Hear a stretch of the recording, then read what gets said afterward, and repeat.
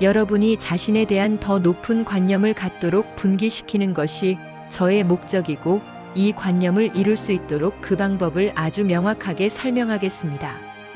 그래서 참석한 모든 분들이 새로운 모습이 되기를 바랍니다.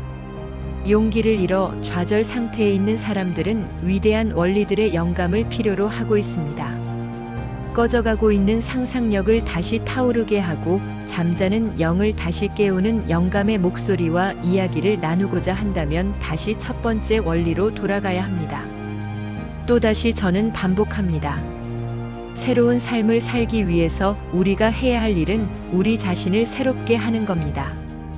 인간의 가장 큰 착각은 자신이 어떤 일을 할 수 있다는 확신입니다. 사람들은 모두 자신이 무언가를 할 수 있다고 생각하고 또 사람들은 무언가를 하기를 원하면서 이제 무엇을 해야 할까? 라고 질문합니다. 그런데 무엇을 해야 하냐고요? 무언가를 한다는 것은 불가능한 일입니다.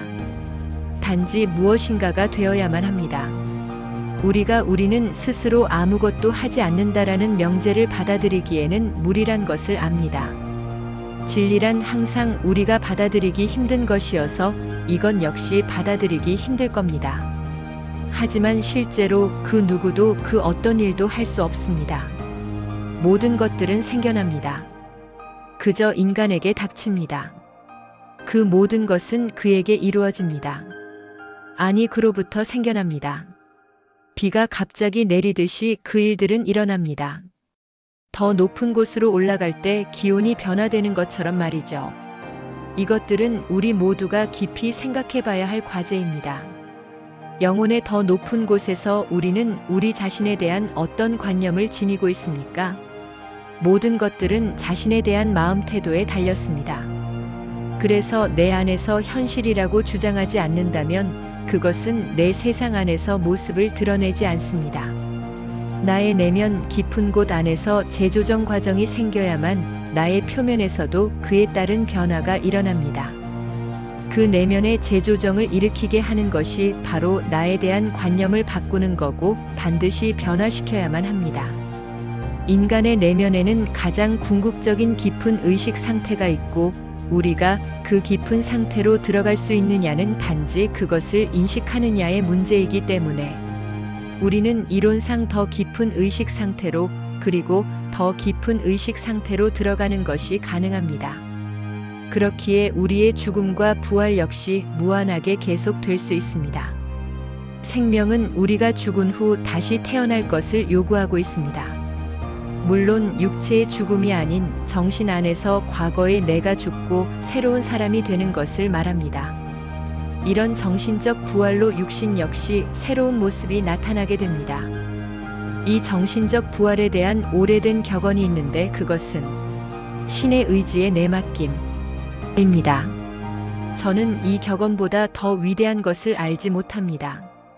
우리가 표현하고자 하는 그 위대한 이상에 우리 자신을 온전히 내맡긴다면 모든 충돌은 사라지고 그렇게 편히 놓았던 이상의 형상으로 변형됩니다.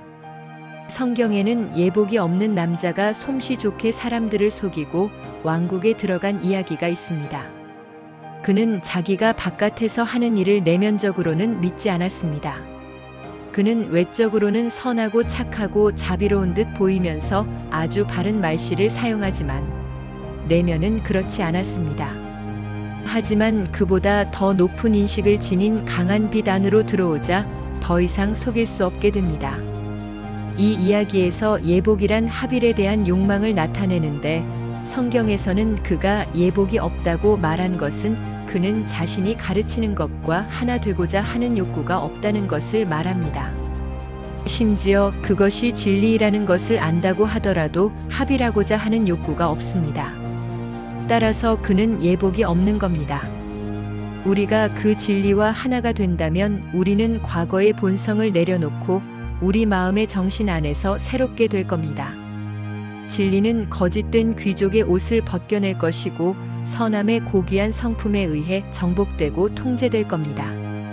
그 선함은 세상에서 유일하게 정복되지 않는 최상의 고귀한 성품입니다.